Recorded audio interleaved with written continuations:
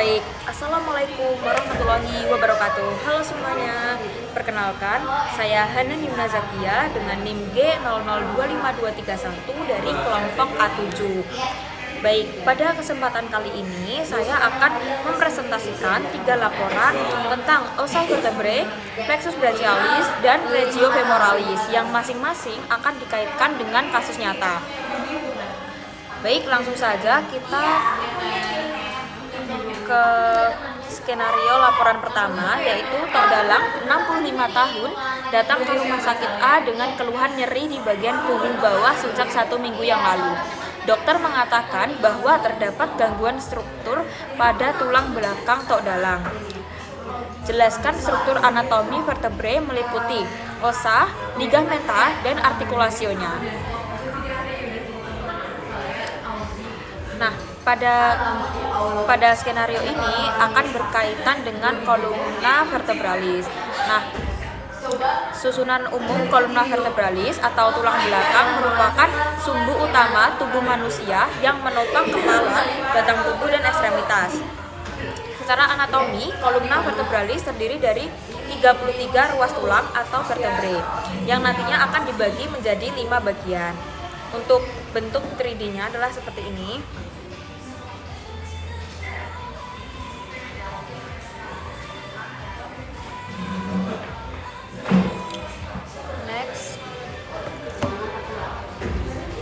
Jadi 5 bagian itu adalah yang pertama ada 7 vertebrae cervicals.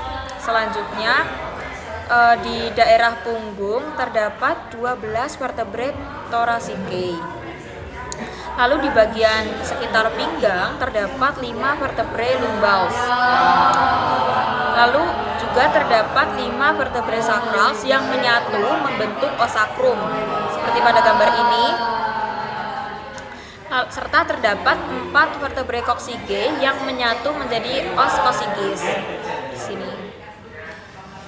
Nah, di bagian lumbals ini memiliki tulang yang paling besar dan tebal karena berfungsi menahan beban tubuh pada bagian atas.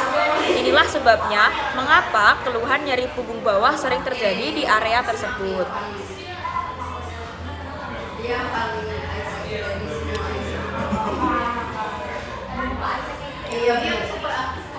Sebelum ke ligamenta, kita ke morfologi dulu setiap vertebranya. Nah, pada setiap vertebra memiliki beberapa bagian penting. Yang pertama ada corpus vertebra. Untuk gambar 3D-nya dari corpus vertebra adalah seperti ini ya. Yang di pin putih ini corpus vertebra. Jadi corpus vertebra ini adalah badan tulang berbentuk silinder yang menopang berat tubuh. Lalu terdapat juga arcus vertebrae. Nah, arcus vertebrae ini bentuknya itu seperti lengkungan di bagian belakang yang bersama korpus akan membentuk foramen vertebral, yaitu tempat lewatnya medula spinalis. Lalu ada juga processus spinosus. Seperti ini. Nah, di processus spinosus ini adalah tonjolan ke belakang tempat melekatnya otot punggung.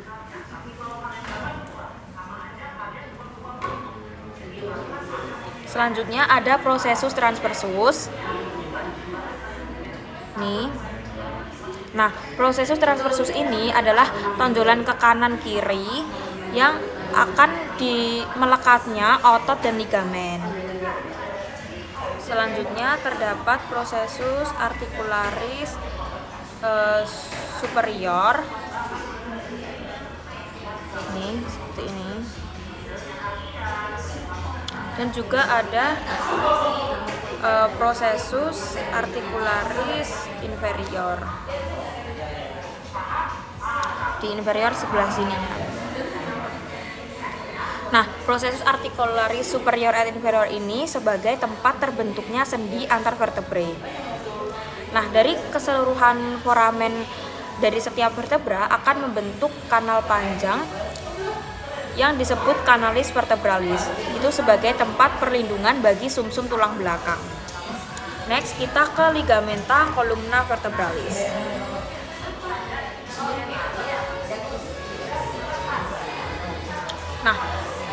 Kestabilan tulang belakang ini dijaga oleh berbagai ligamen yang kuat dan saling menghubungkan antar vertebra. Beberapa ligamennya antara lain ligamen longitudinal. Jadi ligamen longitudinal anterius itu dia terletak di bagian depan korpus vertebra dan mencegah hiperekstensi. Selanjutnya juga terdapat ligamen longitudinal posterior. Nah, dia itu berada di dalam kanalis vertebralis yang mencegah hiperfleksi di sebelah sini. Selanjutnya terdapat ligamentum flavum. Nah, ligamen ini adalah ligamen elastis kuning yang membantu punggung kembali tegak setelah membungkuk. Selanjutnya terdapat ligamentum interspinal dan supraspinal.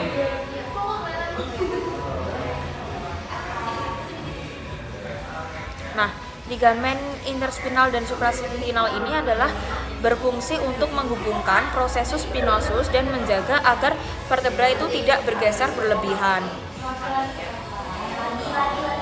Selanjutnya juga terdapat ligamen intertransversarium. Nah, ligamen intertransversium itu terdapat di bagian sini. Itu berfungsi sebagai membatasi gerakan lateral berlebih.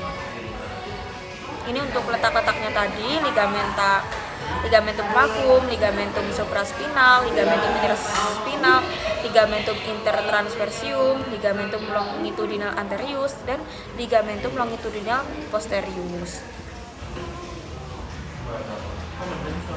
Selanjutnya kita masuk ke artikulasio. Oh iya, pada usia lanjut seperti tok dalang tadi, elastisitas dari ligamen ini akan menurun sehingga menyebabkan nyeri punggung kronis pada tok dalang tadi. Next kita masuk ke artikulasio dari vertebralis. Selain ligamen, antar vertebra juga dihubungkan oleh dua jenis sendi utama. Yang pertama adalah artikulasio intervertebralis yang terhubung dengan sendi cartilaginosa di antara korpus vertebra yang dihubungkan oleh diskus intervertebralis. Nah, diskus ini terdiri dari annulus fibros, yaitu lapisan luar yang kuat, dan nucleus pulposus, yaitu inti gelatin di tengah.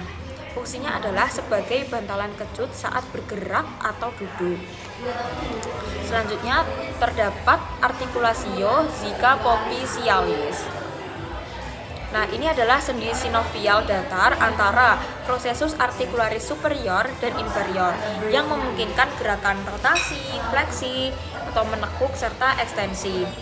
Nah, bila annulus fibros ini robek, nukleus pulposusnya ini dapat menonjol ke belakang dan menekan saraf spinal. Kondisi ini disebut hernia nukleus pulposi yang menyebabkan nyeri menjalar ke tungkai bawah atau skiatika. Nah, pada kasus tok dalam, degenerasi tulang rawan dan berkurangnya elastisitas ligamen menyebabkan diskus menipis dan tekanannya itu meningkat dan sarafnya akan tertekan. Hasilnya adalah nyeri punggung bawah menetap terutama saat berdiri lama atau membungkuk.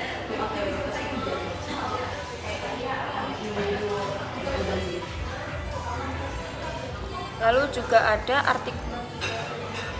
artikulasio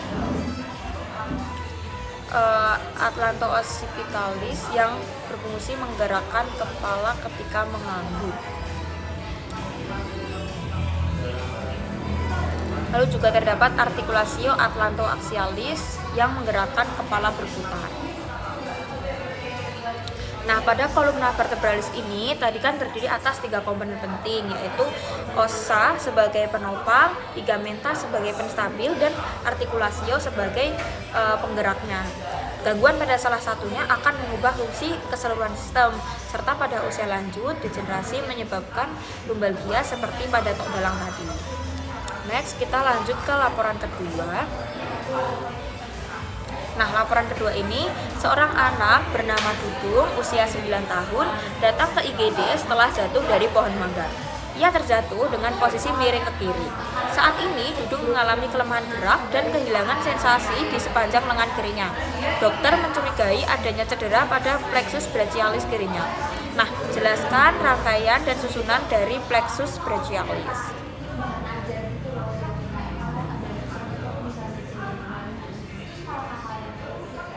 Nah, plexus brachialis ini adalah kumpulan serabut saraf dari medula spinalis yang bertugas mengatur seluruh gerakan dan sensasi dari ekstremitas atas.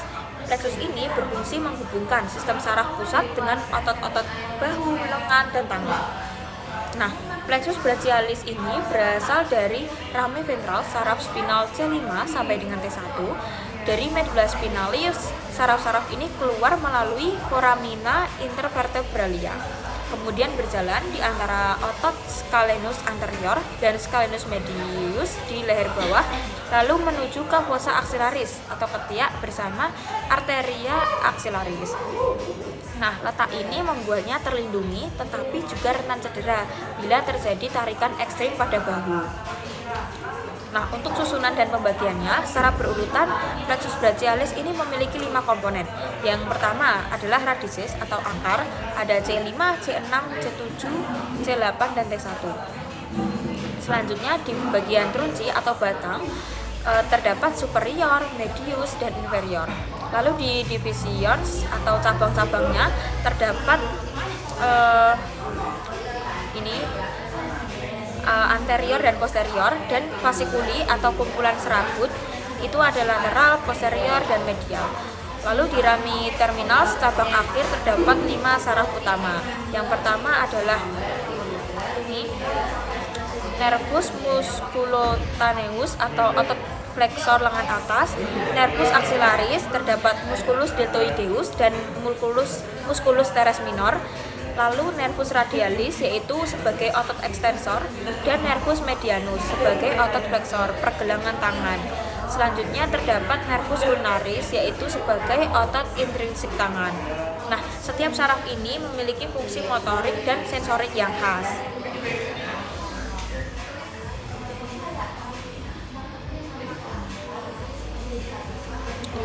Selain itu juga terdapat nervus radialis. Untuk gambar 3D-nya seperti ini.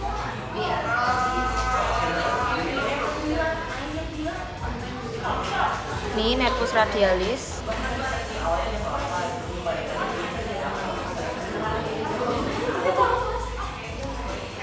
Nah, pada Dudung tadi bahu kan tertarik ke bawah, sementara kepala ke arah berlawanan.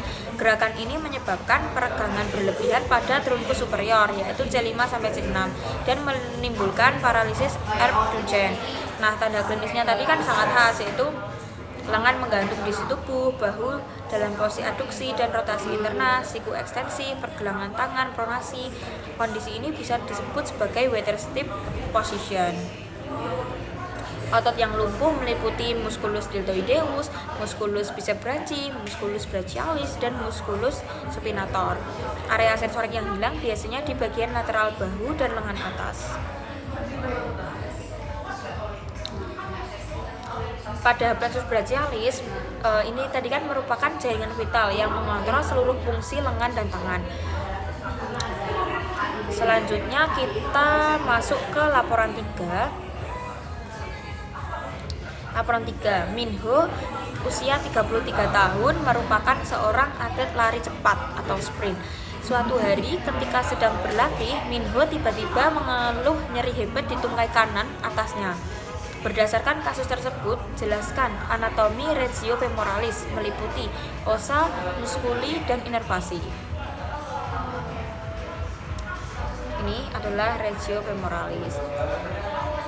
Nah, di os femur ini tulang utama di paha adalah os femur, yaitu tulang terpanjang dan terkuat di tubuh manusia. Bagian proksimalnya ada caput femoris. Untuk gambar 3D-nya seperti ini.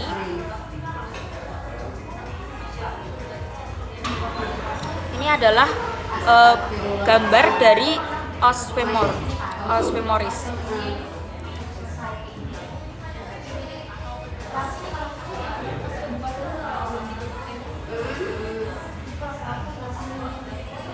Lalu di bagian proksimalnya terdapat caput femoris.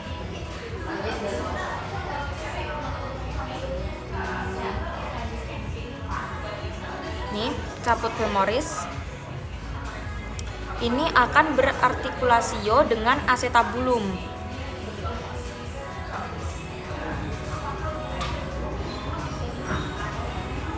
Jadi akan berartikulasio dengan acetabulum. Sebentar, acetabulumnya di sebelah sini.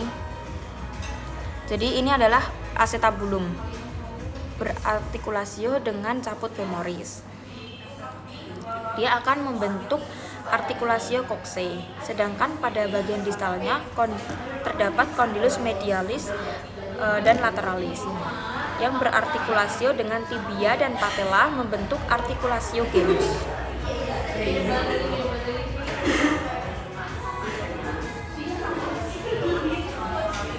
Selanjutnya di bagian posterior terdapat linea aspera, yaitu area penting tempat melekatnya banyak otot besar pada paha. Linea aspera. Di sebelah sini linea aspera akan melekat banyak otot di sebelah sini. Nah, lanjut kita masuk ke musculi regiofemoralis. Nah, otot paha ini dibagi menjadi 3 kompartemen besar, yaitu kompartemen anterior, yaitu musculus quadriceps femoris, yaitu rectus femoris, factus medialis, lateralis intermedius, dan musculus sartorius yang fungsinya meluruskan lutut dan membantu fleksi panggul. Musculus quadriceps. Ini adalah gambar dari musculus quadriceps femoris.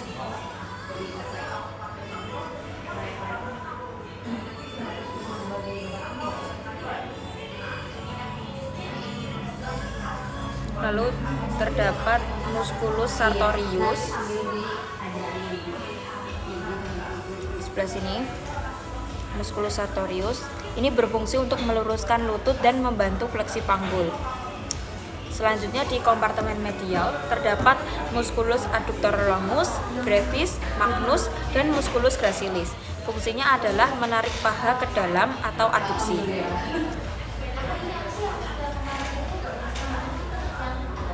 Musculus adductor longus di sebelah sini. Lalu juga terdapat musculus brevis,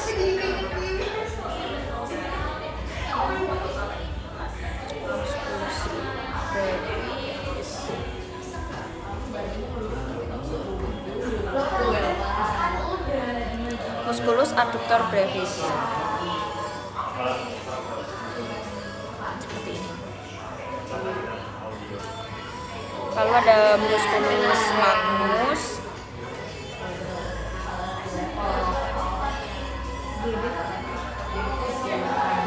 sebelah sini. Ini adalah musculus adductor magnus,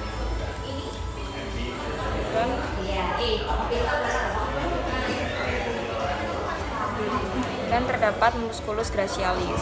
Nah, musculus tadi adalah berfungsi untuk menarik paha ke dalam, yaitu aduksi.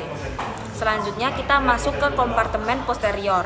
Itu terdapat musculus biceps femoris, semitendinosus, semimembranosus. Musculus biceps femoris di sebelah sini. Ini adalah musculus biceps femoris. Selanjutnya terdapat musculus semitendinosus. Di sebelahnya ini adalah musculus semitendinosus. Lalu juga terdapat musculus semimembranosus di sebelah sini. Jadi ketiga otot itu tadi fungsinya adalah untuk menekuk lutut dan meluruskan panggul. Nah, cedera pada atlet seperti yang dialami oleh Minho ini biasanya melibatkan otot posterior karena kontraksi yang kuat saat sprint. Ini juga dikenal sebagai hamstring strain. Lanjut kita masuk ke inervasi dan vaskularisasi. Regio femoralis dipersarafi oleh dua plexus besar, yaitu kompartemen anterior, nervus femoralis L2 sampai dengan L4. Lalu ada kompartemen medial. Kompartemen medial ini adalah nervus obturatorius L2 sampai L4. Lalu terdapat kompartemen posterior, yaitu nervus ischiadicus L4 sampai dengan S3. Nah, aliran darah utama berasal dari arteria femoralis dan arteria profunda femoris yang memberikan nutrisi ke otot-otot paha. Kerusakan saraf atau suplai darah yang buruk dapat menyebabkan kelemahan otot dan nyeri menjalar ke tungkai bawah. Selain itu juga terdapat nervus cutaneus femoris lateral L2 sampai L3 dan nervus cutaneus femoris posterior S1 sampai dengan S3. Nah, cedera otot posterior seperti biceps femoris terjadi akibat peregangan berlebihan saat berlari cepat. Gejalanya meliputi nyeri tajam, bengkak, dan keterbatasan gerak lutut. Pada pemeriksaan lanjut, sering ditemukan robekan mikroskopik pada serat otot yang memerlukan waktu penyembuhan beberapa minggu. Jadi regio femoralis adalah area penting yang mengandung sistem tulang, otot, dan saraf utama untuk pergerakan tubuh pada bagian bawah. Baik, itu tadi adalah presentasi dari ketiga laporan dan ketiga skenario di anatomi blok muskuloskeletal ini. Terima kasih. Wassalamualaikum warahmatullahi wabarakatuh.